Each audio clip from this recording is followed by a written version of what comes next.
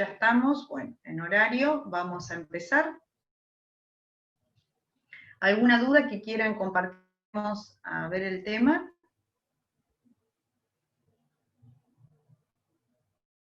Doctora, buen día. Bueno, arrancamos. Sí, buen día. Era para hacerle una consulta, si había subido el Power sobre Sí. capacidad. ¿Sí? ¿Con qué nombre está? Porque no lo pude encontrar. No lo sé. Ah, No lo subí. Ahora lo subo. Les muchas prometí la gracias. clase pasada, termino, les dije y se lo subo. Ahora lo subo, quédate tranquila. ¿Alguna otra Gracias. duda? De nada. ¿Alguna otra duda, chicos? Profe, Sí. yo tenía una consulta más que nada sobre el parcial y era si este se iba a relacionar más que nada con el estudio de casos Sí. en concreto y aplicar más que nada lo que vendría a ser lo teórico. En el sentido de que no van a ser tanto, defíname esto, sino que va a ser, por ejemplo, aplicar los conceptos a un caso determinado. El examen va a ser un mix de múltiple choice, opción múltiple, donde ustedes van a tener que decidir por una opción entre varias. Otra parte va a ser, que la clase que viene vamos a hacer un simulacro, emparejamiento se llama, es una forma de relacionar conceptos, ustedes tienen que relacionar entre dos columnas, a cuál se corresponde, y otras van a ser preguntas para contestar, pero como si fuera, como hicimos la clase pasada, un ejemplo práctico, es decir, ante un evento, un hecho concreto, cómo aplicamos la norma. Lo estuvimos practicando, no sé si estuviste en la clase pasada, cuando lo practicábamos de acuerdo a la edad, ¿viste? Cuando veíamos el adolescente, el menor, bueno, esa va a ser la dinámica de la evaluación, ¿sí? Con respecto a que ahí me preguntaban si íbamos a ver inhabilitados, no, empezamos con derechos personalísimos, en todo caso, cualquier duda que tengan con respecto a inhabilitados, me lo consultan o al final de esta clase o la clase que viene, no hay problema. Y si tenemos que poner una clase de repaso, de consultas, lo hacemos, no hay ningún inconveniente.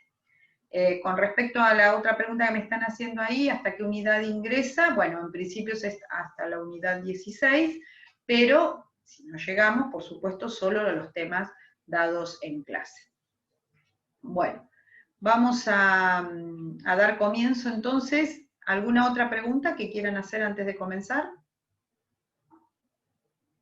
Bien.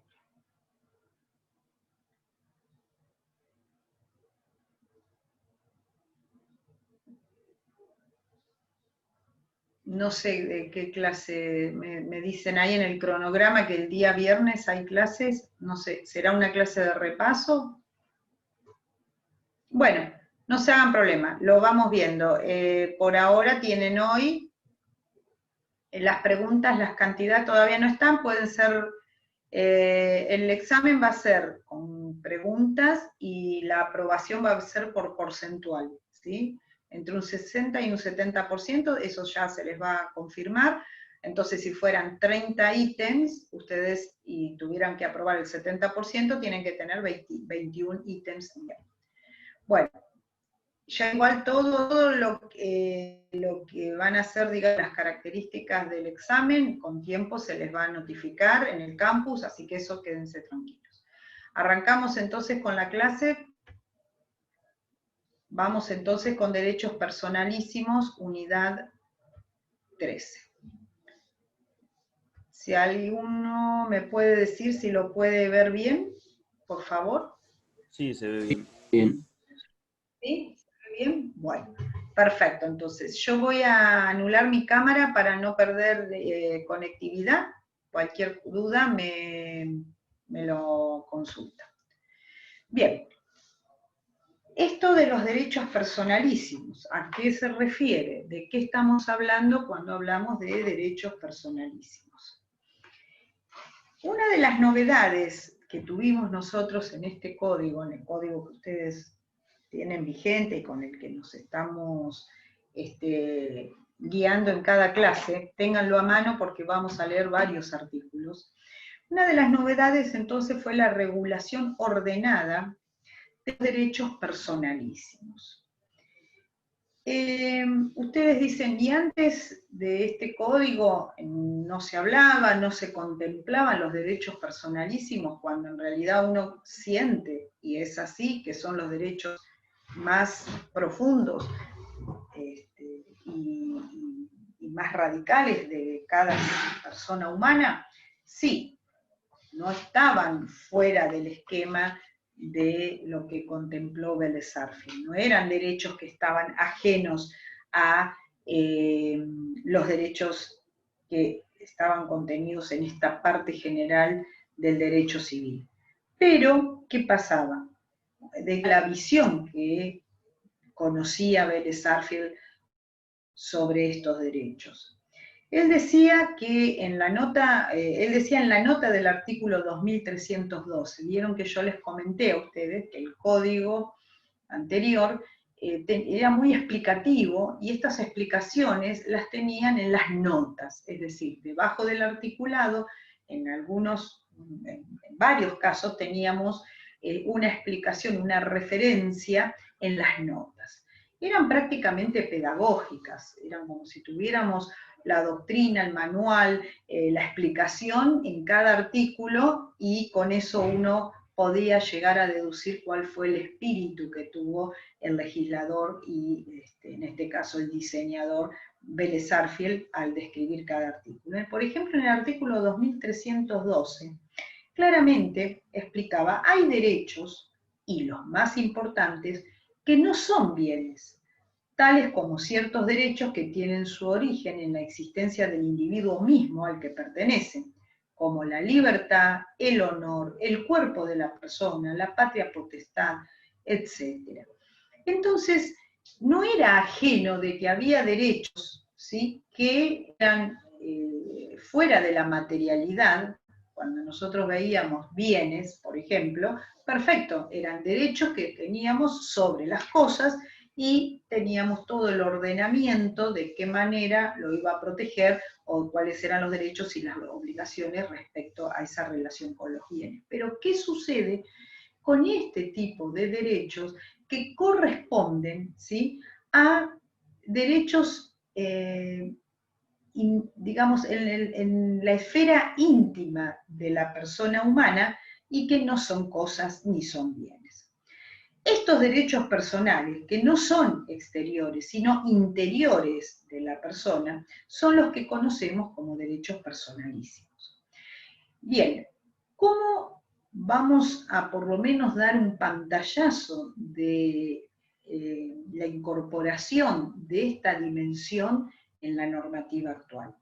Los derechos personalísimos tuvieron un gran desarrollo a partir del derecho constitucional y el derecho internacional público, que tienen mayor énfasis a partir de la mitad del siglo XX, cuando quedamos en los distintos tratados internacionales a dar una dimensión a los derechos humanos, ¿sí?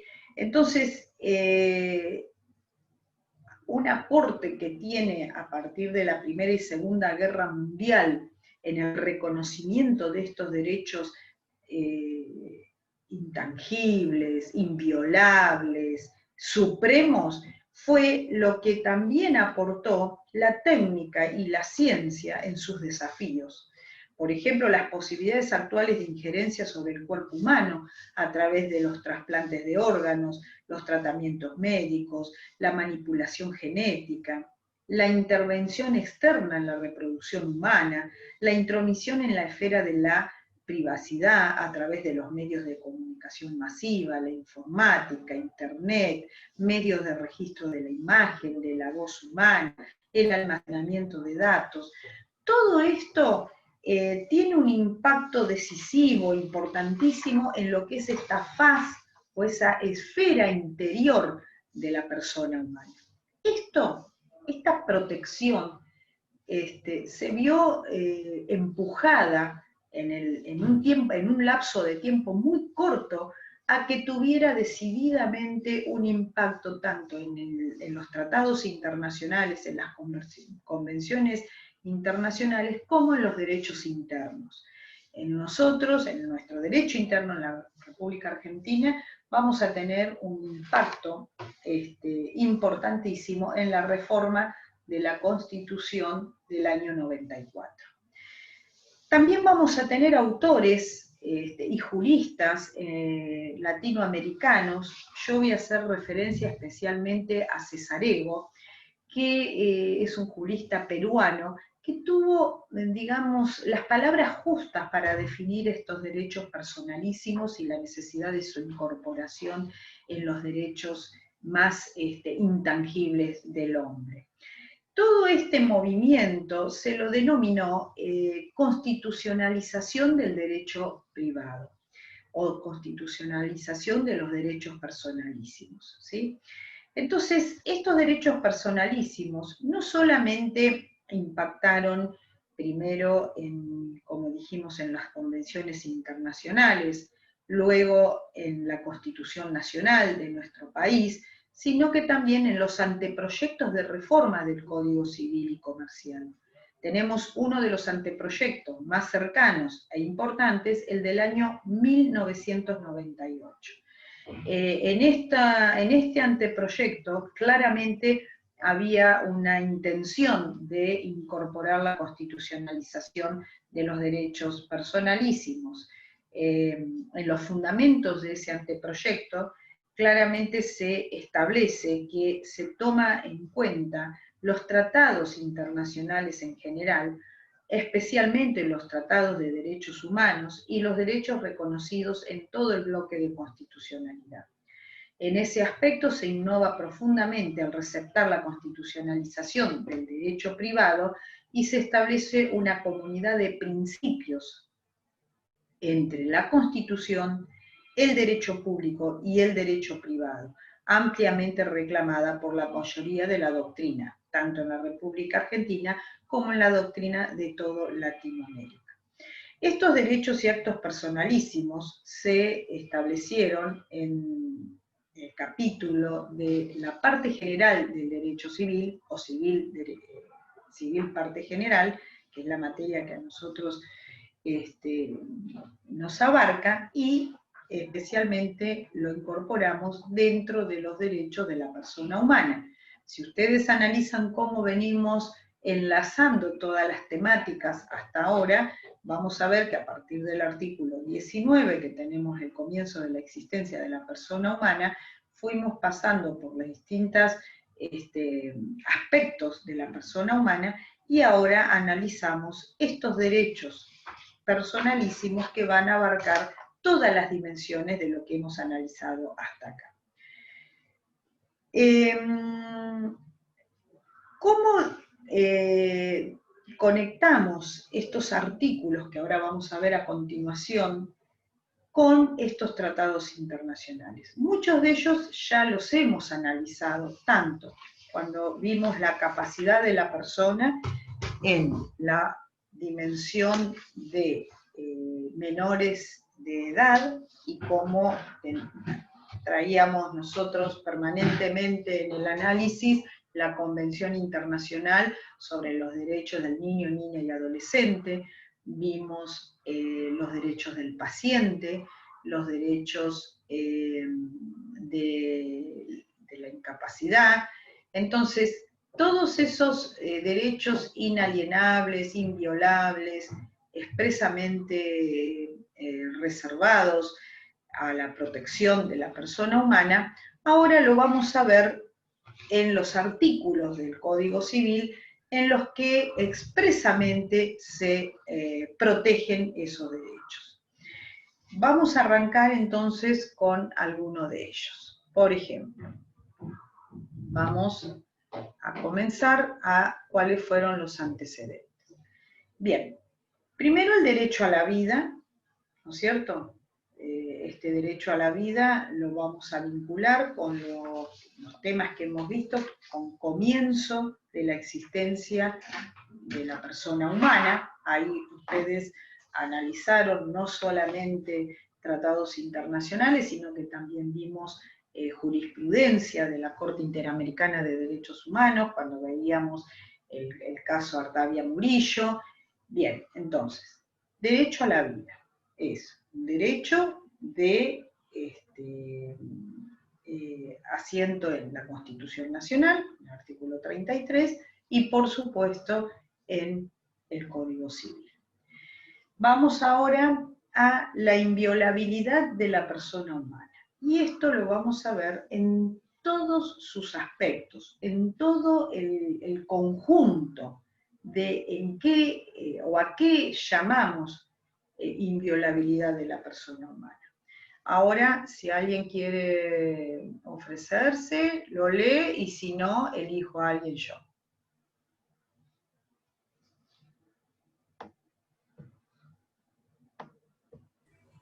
¿Lo leo? Dale, por favor. Gracias, Sí. Rodrigo. Artículo 51, inviolabilidad de la persona humana. La persona humana es inviolable y en cualquier circunstancia tiene derecho al reconocimiento y respeto de su dignidad.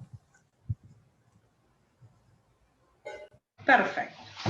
Bueno, es algo que como... ¿Y quién tiene dudas de eso? Bueno, sin embargo, la historia de nuestro país y la historia de la humanidad ha visto que estos derechos esenciales en muchas etapas de la historia lamentables, ¿no es cierto?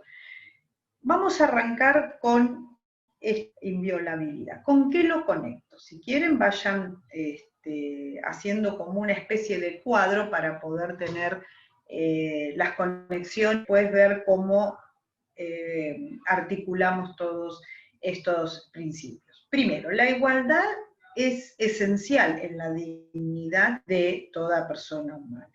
No es estrictamente un derecho, sino es el fundamento de los derechos que deben ser reconocidos, ¿sí? Entonces, la igualdad y la dignidad lo incorporamos en la esencia de este artículo 51. El problema lo vamos a trasladar a la definición de persona humana. Entonces, este artículo 51 parece suponer que todo ser humano es persona y por tanto merecedor de su respeto en su dignidad intrínseca. Pero, cuidado, porque acá ya hemos comentado cuando nosotros hablábamos de, teníamos persona humana y persona no humana. Bueno, después vamos a hacer una aclaración con respecto a toda la dimensión de este respeto o esta inviolabilidad a la persona humana. Por ahora, entonces, igualdad y dignidad son dos aspectos totalmente vinculados con este artículo.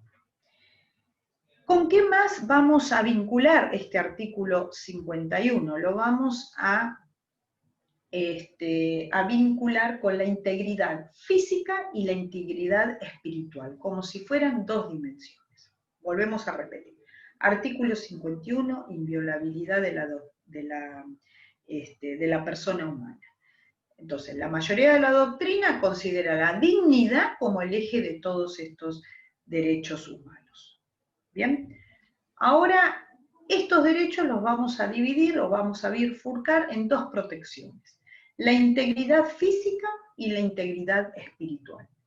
La integridad física la vamos a ver en los artículos, que después lo vamos a analizar más adelante, pero si quieren ya los pueden incorporar, anotar: 54, 56, 57, 58, 59, 60 y 61. Es decir, desde el 54 al 61 vamos a tener todos los aspectos referidos a la integridad física. Y por otro lado, que también vamos a ver cómo lo tenía legislado en el Código de Vélez-Sarsfield, la integridad espiritual. Ahora anotamos los artículos 52, 53 y 1770. Vuelvo a decir, lo vamos a bifurcar en dos aspectos: el de la integridad física y el de la integridad espiritual. ¿Sí? Bueno, si hasta acá estamos bien, vamos a ver de qué manera lo vinculamos con, además de la Constitución Nacional, los tratados internacionales que decíamos que tuvieron impacto en estos preceptos. A ver, ahí alguien hizo algún comentario en el chat. El de la integridad espiritual, 1770 fue el último. Ah, ahí está. Bueno, gracias. Muy bien. No elegí bien los colores, me parece, pero se los leo si no lo leen bien. Antecedentes internacionales. Por supuesto, va a tener mucha repercusión el fin de la Segunda Guerra Mundial. Estos artículos son del Código Civil, chicos. Que me preguntan del Código Civil, sí, son todos del Código Civil. Bien, antecedentes internacionales. Vamos a poner entonces como franja histórica el fin de la Segunda Guerra Mundial. Arrancamos con la Conferencia de San Francisco, que fue la antesala de la Declaración Universal de los Derechos Humanos en 1948. Entonces tenemos Conferencia de San Francisco, 1945, fin de la Segunda Guerra Mundial, trampolín a la Declaración Universal de los Derechos Humanos en 1948, y el 1966, Pacto Internacional de los Derechos Económicos, Sociales y Culturales, 1966. Esta sería la primer tanda de antecedentes de convenciones y tratados internacionales para ir avanzando sobre los derechos personalísimos amparados de tipo más específico. A nivel América, tenemos la Convención Americana de Derechos Humanos en 1969, y cuando yo les explicaba hace un ratito, teníamos el impacto no solo de las guerras históricas, sino también del avance de la ciencia, la tecnología, la técnica, la manipulación genética, etc. Estos temas ustedes lo pueden vincular muy, muy de cerca con lo que está ocurriendo actualmente. Hoy estamos a la espera, por ejemplo, de una prueba sobre una vacuna para poder hacer frente a esta pandemia. Todo eso lleva pruebas en humanos, y estas pruebas en humanos no son ajenas a todas estas normas de tipo internacional y de nuestro derecho interno para poder aplicar esta posible nueva vacuna. Entonces, vamos a tener una Declaración Universal sobre Bioética y Derechos Humanos en el 2005. Fíjense que todo esto va a tener mucha relación con la Declaración Universal sobre el Genoma Humano y los Derechos Humanos, en 1997. Recuerden que había una carrera sin tregua en el ámbito científico para poder descifrar todo el genoma humano. A partir de ahí se pudo tener, tanto a nivel científico como a nivel tecnológico, como la biotecnología, que es la sumatoria de la técnica y la biología, sobre millones de posibilidades que se pueden alcanzar con la manipulación genética. Después tenemos una declaración internacional sobre datos genéticos, a partir de poder concluir con el descifrado del genoma humano. Se tuvo que poner una clara referencia y límites éticos respecto a la manipulación de esa información que se había obtenido, ¿no? Entonces, esto de la Declaración Internacional sobre Datos Genéticos Humanos. Luego también tenemos como otro elemento para no dejar de ver la biomedicina. A ver qué se me fue la placa.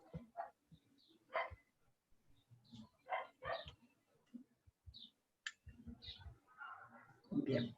La biomedicina, que nos va a traer también en Europa, era la posibilidad de, ustedes no sé si han escuchado, pero el avance hasta da un poquito de miedo, ¿eh? Hay personas que, inclusive en Mar del Plata, que se prestan para toda una investigación en donde se incorporan a la biología de la persona elementos de tipo tecnológicos como chip para el desarrollo de alguna actividad biológica. Ejemplo, no sé, uno de los estudios que tuve conocimiento fue un chip donde se permite desarrollar el sentido de la ubicación de la persona, como si tuvieran un GPS incorporado. Bueno, se convive con la persona y esta unión entre un elemento tecnológico y la propia biología de la persona hace que se potencie la capacidad de ubicación. Bueno, con prácticas como esas, muchísimas, y bueno, ahora ni hablar con el tema de la prueba de la vacuna para el COVID. Bien, ahora, ¿cuáles son todos estos derechos? Esos son de tipo físicos. ¿A qué hacemos referencia cuando hablamos de la integridad espiritual? Bueno, ahí estamos a otro tipo de derechos, tan valiosos como los físicos. Antes de pasar a yo necesitaría que alguien me lea el artículo 55.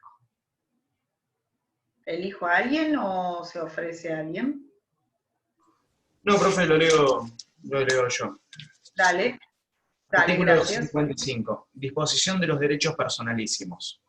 El consentimiento para la disposición de los derechos personalísimos es admitido si no es contrario a la ley, la moral o las buenas costumbres. Este consentimiento no se presume, es de interpretación restrictiva y libremente revocable. Muy bien, nos detenemos un poquitito ahí e imaginemos que a ustedes los convocan para probar alguna de las vacunas que están en etapa experimental. A ver, Abril Ramírez, dejamos un poquitito aquí, vamos a interactuar un poco, a ver, me gustaría ver sus opiniones y cómo integran ustedes todo lo que hemos visto hasta ahora. ¿Sí? ¿Quiere alguien exponer o Axel Román? Axel Román, Fiorella Di Massa. Hola, profesora. Buenas tardes. Buenos días. ¿Quién es? Fiorella. Hola. Fiorella, muy bien. ¿Tenés cámara, Fiorella? Sí. Sí, ya aprendo. Dale. Hola. Bueno, gracias, buen día. Entonces, ¿cómo integramos este artículo 55 con vos, si vienen y te dicen, mira, está avanzada esta vacuna de Oxford, nos gustaría invitarte a participar de esta prueba? ¿Qué de todo lo que vimos, sí? Yo tengo derecho a decidir sobre mi salud A ver, Ulises. Muy bien. y sobre mi propio cuerpo, Perfecto. Entonces elegiría si decido ser parte del experimento o no. Profe, Muy bien. disculpe. Sí, ¿quién Una más? pregunta. Yo, Ignacio. Dale. Sí, pero ese acto no sería tomado como un tratamiento invasivo, porque básicamente está penetrando lo que vendría a ser la piel, entonces no lo podría disponer Claro. por ella misma. Exacto. O tendría que tener el consentimiento de los padres. En Pero igualmente la en vacuna, caso de que fuera, o sea, en el caso de fuera dañino.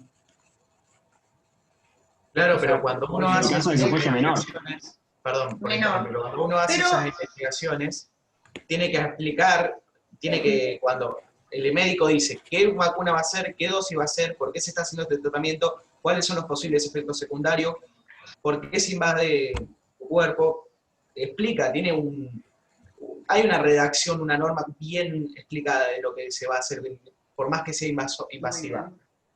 Y se explica el fin. muy bien. Tiene que informar al paciente el proceso que va a hacer. Profesora, Los ¿Quién derechos habló? de la información al paciente. Candela Mancilla. ¿Quién habló? Perfecto, Candela. El derecho a la información. Perfecto. habría que tener en cuenta, A ver, Julieta. ¿Qué? habría que tener en cuenta el artículo 17 y 58. ¿No? Muy bien, Lucifer. Perfecto, perfecto. El diablo está re atento ahí. Es perfecto. Y escuchen, hablando del 17, ¿qué no podría ocurrir? ¿Qué no me podría ofrecer un laboratorio teniendo en cuenta el artículo 17? A ver, Julieta. Julieta.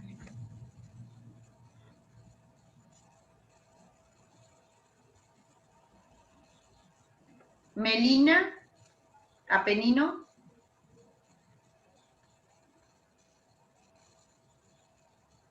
¿Puedo dar mi opinión? Melina. Sí, sí, cómo no. Yo Hola. creo, ¿Quién habla? Yo, Luciana, no te puedo ofrecer dinero, digamos, ¿no? ¿Quién habla? Perdóname. Luciana. No sé si- Luciana. Sí. ¿Qué no podría ofrecer el laboratorio a Luciana? Le dice, ¿usted quiere ser parte de esta prueba? No te puedo Pero ofrecer ¿qué plata, no podría plata ofrecer por el laboratorio? vacuna. Muy bien, perfecto. Esa es la limitación del artículo 17. ¿Sí? No puede tener un fin comercial. Perfecto, Luciana. ¿Entienden? Entonces, esto así va a ser el examen. Ustedes van a tener que integrar toda la figura. ¿Se entiende? Entonces, Ignacio, muy buena fue tu aporte porque me decías, si es un adolescente, Sí. ese adolescente en este caso no podría decidirlo si fuera mayor de 16 años porque es invasivo. Perfecto, Sí. Ignacio. Lucifer apoyó, ofertó el artículo 17. Perfecto, estamos con la disposición del propio cuerpo. Fiorella me decía, no es obligatorio. ¿Y quién me decía de la información? Yo, profe. Candela. Perfecto. ¿Se dan cuenta? Integraron y Luciana dice, y no me pueden pagar por eso porque está fuera del comercio. Ahí integramos la totalidad de la figura, ¿sí? ¿Entienden cómo esto es el ejercicio que ustedes tienen que hacer? El artículo, entonces, acá unieron el 55, el 17, la Convención del Niño, los derechos del paciente, ¿sí? Bueno, perfecto. Vamos a volver a compartir pantalla y avanzamos un poquito más.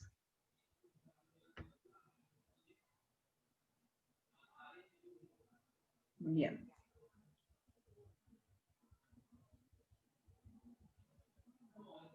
Ahora vamos a ver, ¿lo pueden ver ahí sí?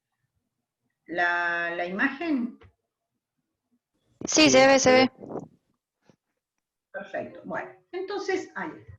Ahora vamos a al otro grupo de protección, que era, dijimos, a los derechos de tipo espirituales. Entre ellos está el tema del derecho, por ejemplo, a la intimidad, el derecho al honor, ¿sí?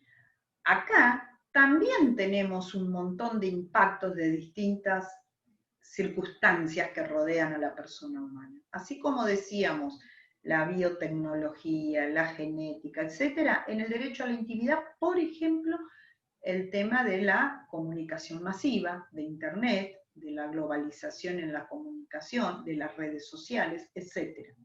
El derecho al honor, bien, siempre fue un derecho protegido. Ahora tenemos en este momento muchísimos más canales de posibles violaciones a ese derecho al honor, ¿sí? Bien, ahora vamos a ver qué artículos se ingresan en esto de los derechos extrapatrimoniales o derechos de tipo espirituales. Muy bien. Extrapatrimoniales. Dijimos entonces que conforme a este artículo 17 y conforme a lo que estuvimos analizando, si fuera para una prueba de una vacuna, ¿qué pasa con un tema que la ciencia avanzó muchísimo y fue, por un lado, visto y es visto como un gran remedio para salvar vidas, entonces derecho a la vida, versus trasplante de órganos y materiales anatómicos? Bueno, esto también lo vamos a incorporar en unión muy cerquita del artículo 17. Es extrapatrimonial. Y esto también nos diferencia de otras legislaciones en el mundo, como por ejemplo la de Estados Unidos. ¿Puede comercializarse? Sí, córnea, material, piel, ¿no?, que es el órgano más grande del cuerpo humano, etc. En nuestro país es fuera de comercio, es extrapatrimonial. Ahora tenemos una ley donde informa exactamente de qué manera va a funcionar esta legislación, esta norma respecto al trasplante de órganos. Otro derecho fuera de comercio, de tipo espiritual, y que es inherente a la persona, no lo podemos desprender, por eso son derechos personalísimos, derechos fundamentales. El derecho a la identidad personal. Entre los autores que yo les comentaba en América Latina, precursores, tenemos a Fernández Cesarego. Uy, acá una S, bueno, pónganlo bien, la S va con mayúscula, por supuesto. Y pueden buscar, googlear este autor, ¿sí?, porque fue uno de los impulsores más importantes de América Latina, y cómo definía el autor a la identidad. La identidad de la persona en tanto inescindible unidad psicosomática, ¿no?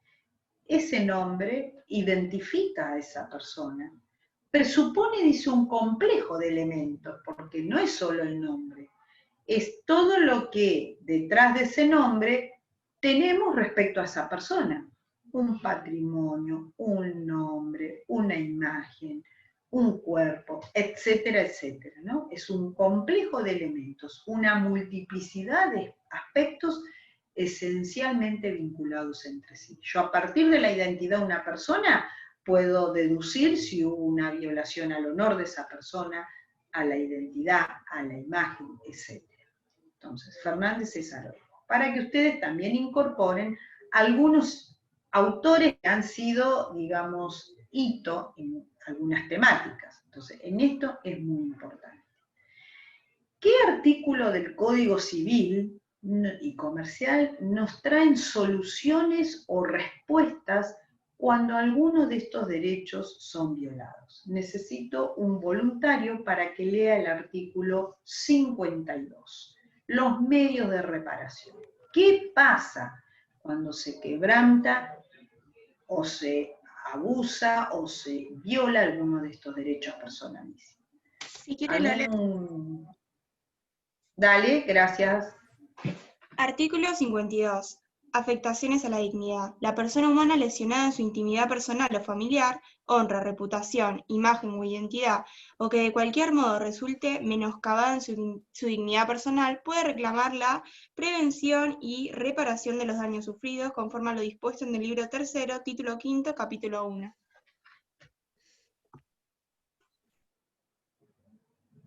Perfecto. Entonces, ténganlo ahí presente y vamos a pasar a identidad. ¿Cuáles serían los elementos, cuando decimos que, según Cesaresgo, es un complejo de elementos que hacen a esta identidad. La identidad, dice, es estática. Acá vamos a hacer primero una parada. Estática, la identidad es estática, ¿por qué? Porque nadie puede modificar esa identidad. Sería terrible que ustedes le cambien la identidad sin que haya habido un acto de decisión propia. Ahora, dentro de esta identidad estática, cuidado porque teníamos la posibilidad de el nombre.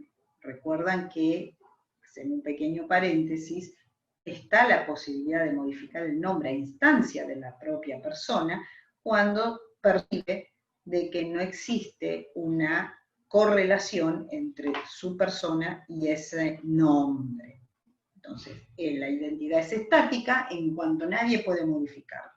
Sí podría haber una modificación por parte de la propia persona. Entonces, esta identidad puede ser dinámica en ese aspecto. Huellas digitales. Las huellas digitales sí reúnen el carácter de estática. No se puede modificar, es un sello que automáticamente identifica a esa persona y no hay forma de modificarlo, porque es único y repetible, son sus huellas, es un carácter de tipo biológico, entonces esto siempre va a ser estático. Fecha y lugar de nacimiento, tampoco se puede modificar, ese es un dato que nunca va a variar. Nombre de los progenitores, lo mismo, entonces esta línea de clasificación son los caracteres que son inamovibles respecto a la identidad. Ahora sí podemos tener aspectos dinámicos, volvemos a insistir, el nombre. ¿Sí? El nombre podría llegar a ser dinámico en cuanto se le da la opción a la persona de que pueda modificar la instancia de su propia persona. Las relaciones sociales, hoy vivo acá, mañana vivo en otro lugar, tengo un trabajo, tengo otro trabajo, biografía y existencia. También somos diseñadores, escultores de nuestra propia historia. Lo mismo la estructura cultural. Entonces, dentro de la identidad,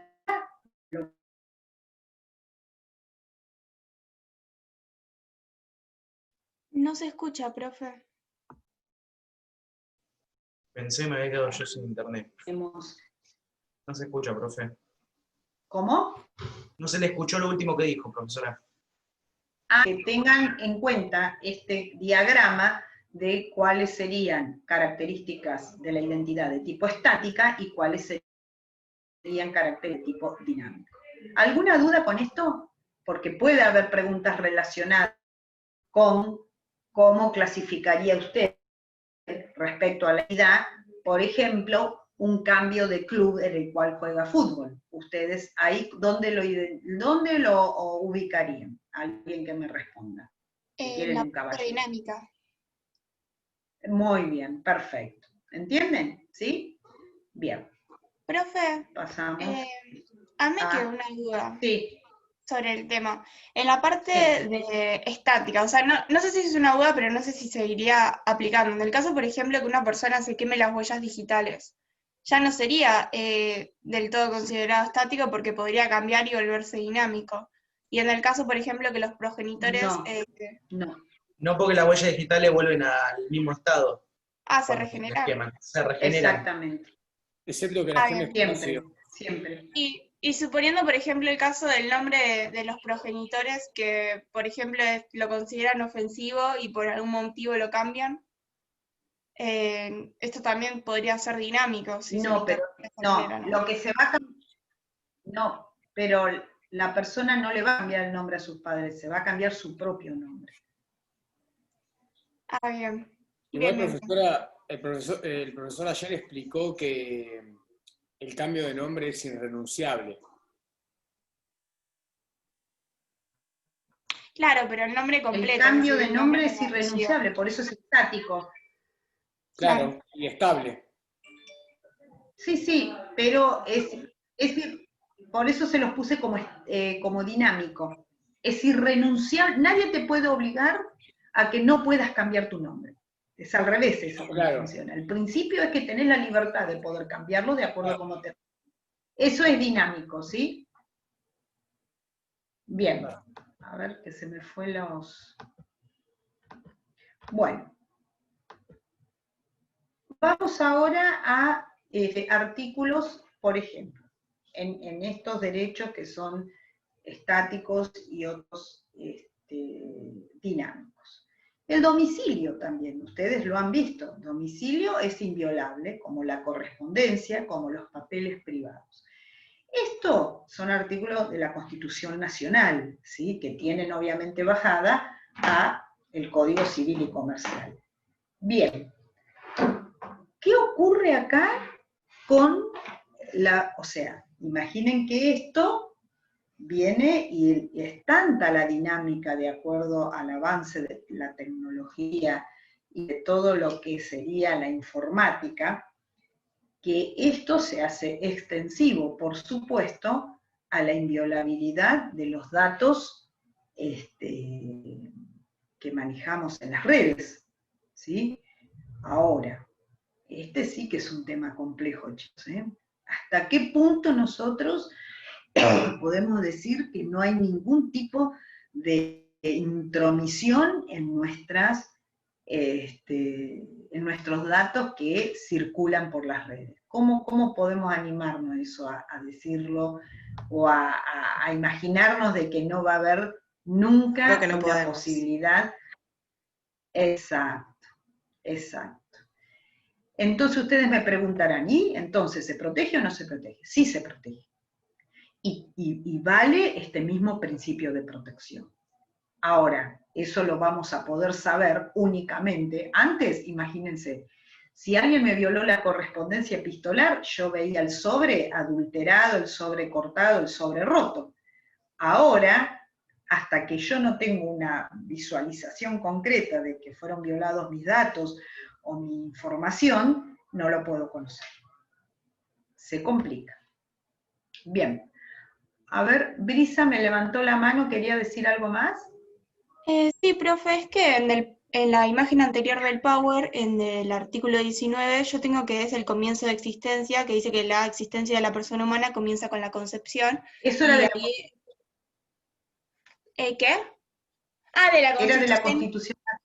Era de la Constitución. Bien, bien. Es que estaba justo leyendo el código y digo... bueno, listo. No, por eso como que son derechos tan que deben estar tan bien garantizados que arrancamos por la Constitución. Muy bien. Otro derecho que hace a la identidad también, y lo está vinculado, el derecho a la imagen. Y esto también, chicos, ha habido un montón de jurisprudencia, un montón de situaciones que ustedes mismos, ¿no? Imagínense un amigo que comparten determinadas fotos y las publica.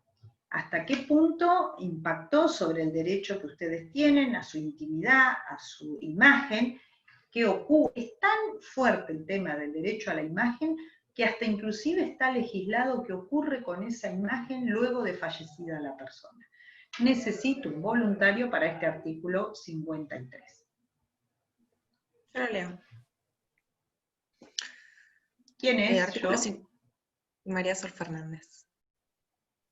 María Sol, muchas gracias. Bueno, artículo 53, derecho a la imagen. Para captar o reproducir la imagen o la voz de una persona, de cualquier modo que se haga, es necesario su consentimiento, excepto en los siguientes casos. ¿Los leo todos? Son 3. Sí, por favor.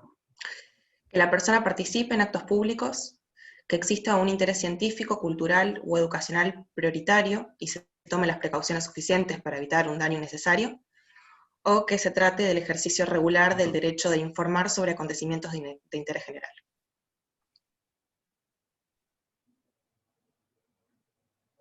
Perfecto.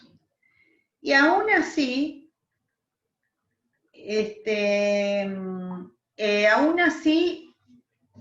hay a veces confusiones, ¿no? Hasta qué punto esa imagen fue tomada en el ámbito de esa actividad pública de esa persona o no. han visto muchísimos casos seguramente, o en los programas de Chimento, o alguna jurisprudencia. Por ahí, Cifuentes mencionaba el caso Balbín. ¿Hola?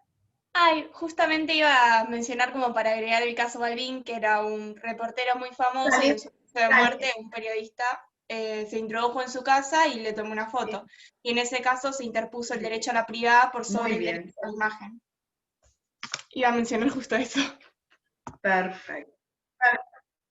Muy bueno, muy bueno. Por eso ven que están todos vinculados. Excelente, muchas gracias. Bueno, ¿qué pasa en todos estos casos? Alegremente se pudiera violar sin ningún tipo de consecuencia para la persona que provocó esta violación de los derechos. No. Además de que en el fuero penal va a tener sanciones, como por ejemplo la calumnia, la injuria, etc., vamos a ver qué tipo de solución nos trae el Código Civil y Comercial. Fíjense el artículo 1740. Primero, necesito un voluntario. A ver qué solución nos trae. ¿Cómo reparamos ese daño? ¿Lo leo? Guadalupe Flores, ¿podés leerlo? Ah, ¿quién es? Rodrigo. ¿Quién se ofreció? Dale, Rodrigo. Reparación plena. La reparación del daño debe ser plena. Consiste en la restitución de la situación del damnificado al estado anterior al hecho dañoso, sea por el pago en dinero o en especie.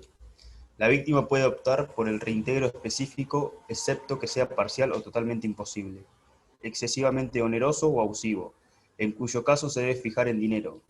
En el caso de daños derivados de la lesión del honor, la intimidad o la identidad personal, el juez puede, a pedido de parte, ordenar la publicación de la sentencia o de sus partes pertinentes a costa del responsable.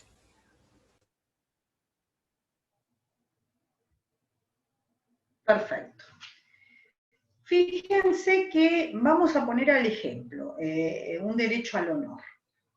A veces, no siempre la posibilidad de reparar en dinero alcanza o es suficiente.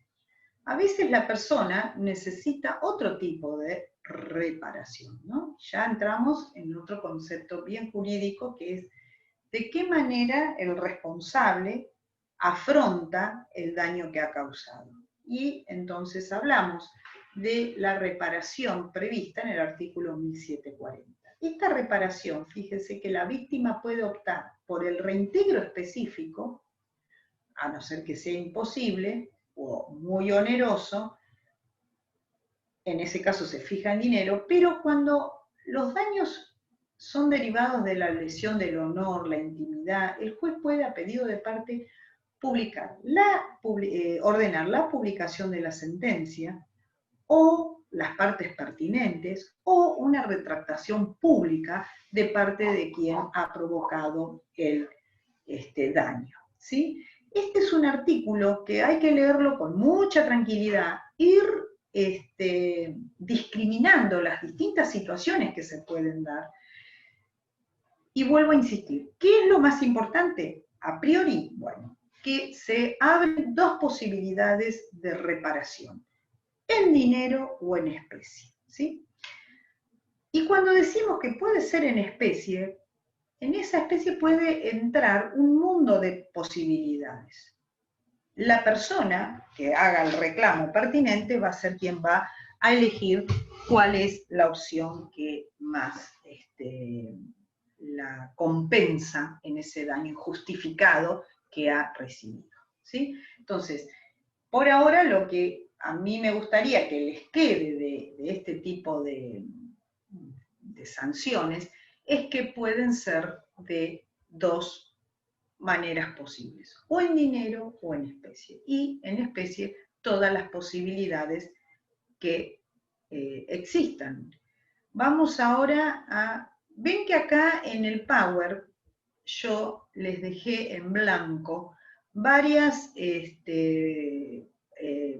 ítems del programa en la unidad 13. Ustedes complétenla más allá que mañana ustedes van a continuar con el tema, completen ustedes como tarea hasta llegar al final de los incisos. Busquen material, ¿sí?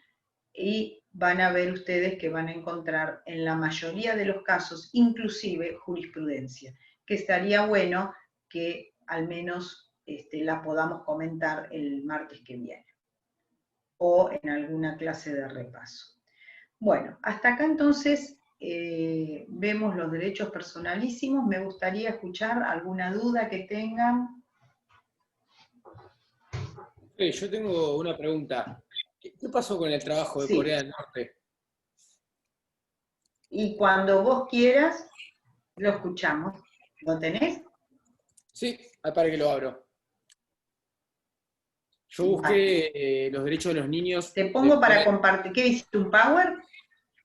No, busqué información como usted me dijo por internet y la fui recolectando. Dale, te pregunto.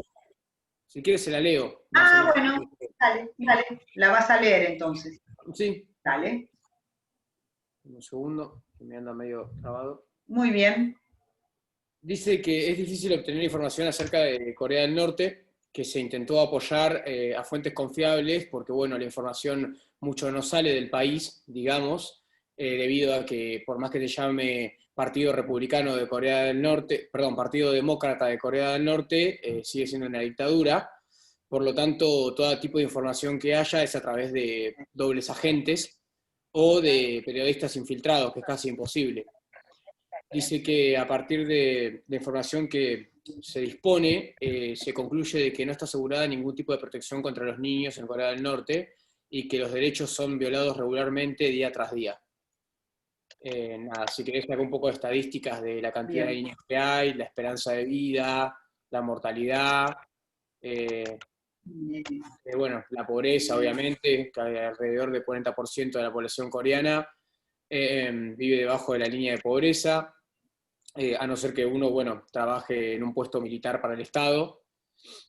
El derecho a la alimentación es casi nulo. Dice que un cuarto de la población no tiene derecho a la alimentación adecuada. Además hay escasez de alimentos, como en casi todos los países asiáticos. Bueno, la situación es crítica. Yo creo que en China no hay escasez de alimentos, pero bueno. Y no, porque se comen todo, imagínate. Pero no es China, es Corea. No, pero dijo en todos los países asiáticos hay escasez de alimentos. Corrijo. Sí. Y es cierto, por eso se come todo. Porque al haber tanta población y haber poca producción de alimentos, se tienen que arrasar con todo. Por lo menos es lo que considero yo bajo mi punto de vista. Derecho a la salud, hay una tasa de mortalidad de Corea del Norte que es un 33%. Obviamente no hay derecho a recibir tratamiento en ningún tipo de hospital ni nada por el estilo.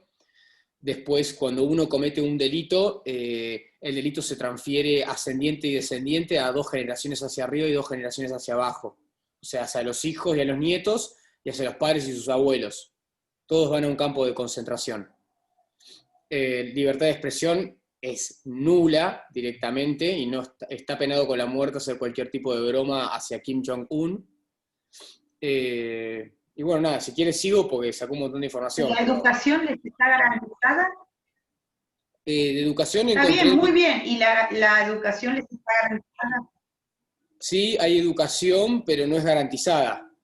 O sea, hay entornos familiares que pueden enviar a sus chicos a la educación y otros que no. Es selectivo.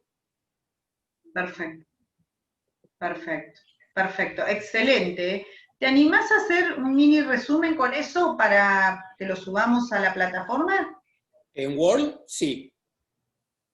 En Word se lo hago. En PowerPoint sí, en no Word, puedo sí, porque sí, no lo tengo. Dale. Yo se lo mando por mail apenas lo tengo. Está bien, está buenísimo. Yo se lo mando por email. Muchísimas gracias. Excelente. Está muy bueno. Gracias, Lisandro. Excelente. A ver los de China y Japón, que tenían que hacer esto mismo. Profe, ¿me querés dar el poder para compartir pantalla? ¿Vas a dar el sí, cómo no. PowerPoint que hizo Rocío con vos? Así es. Listo. Perfecto. Lo hicimos con Rocío de Francisco, pero no sé si va a hablar. Está bien, no importa.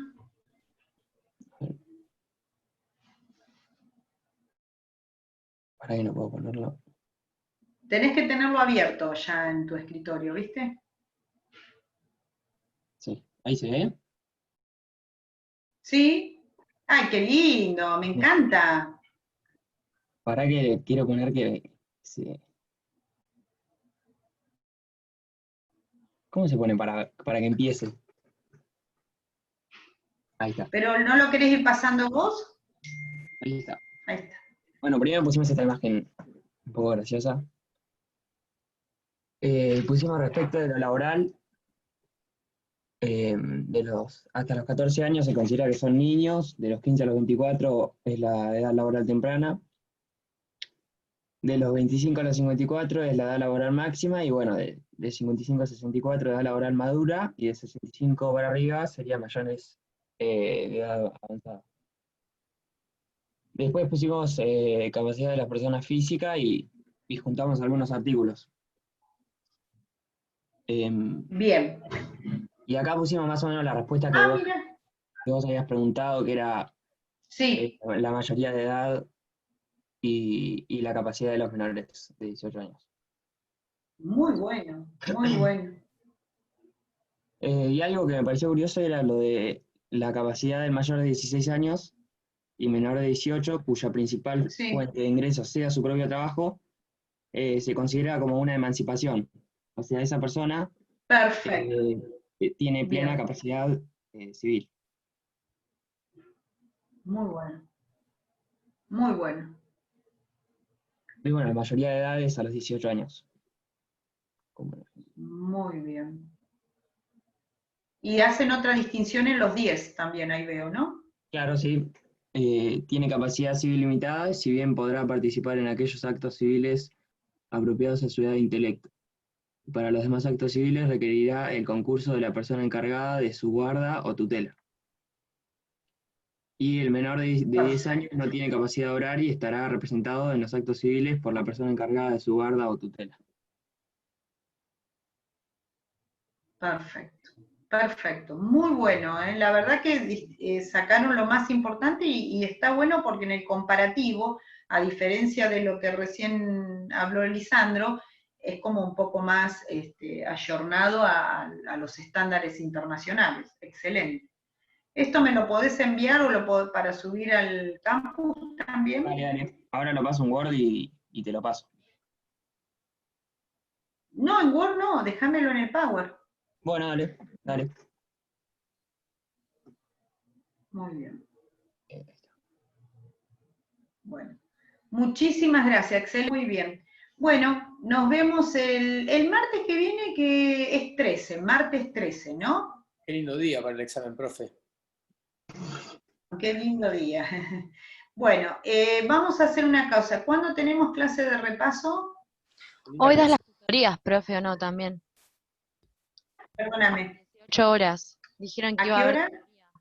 18 horas. Hoy a las 18 horas, ¿no? Subieron al Instagram del centro que hay tutorías de civil. Bien. Hoy a las 18 horas. Bueno, perfecto.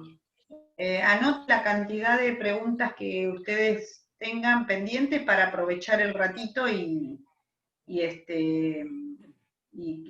ir con preguntas, no preguntas de si no leyeron nada, sino que después de haber leído que las tengan concretas, ¿eh? Bueno, chicos, nos vemos entonces tarde y si no, ¿sí? ¿El examen a qué hora va a ser? ¿Quién habla? Lisandro. Y cada uno en su banda horaria. O sea, tipo 11:30, nosotros. Claro. Listo, claro. perfecto. Bárbaro. Es por tiempo, ¿no? Exacto. Tenemos como 90 bueno, minutos. Muy bien. Algo así. No sé, todo eso ahora cuando se diseñe el examen, depende del tipo de preguntas, ahí les damos la cantidad de tiempo. Listo. Bueno, chau chicos, nos vemos. Adiós. Chao, hasta luego.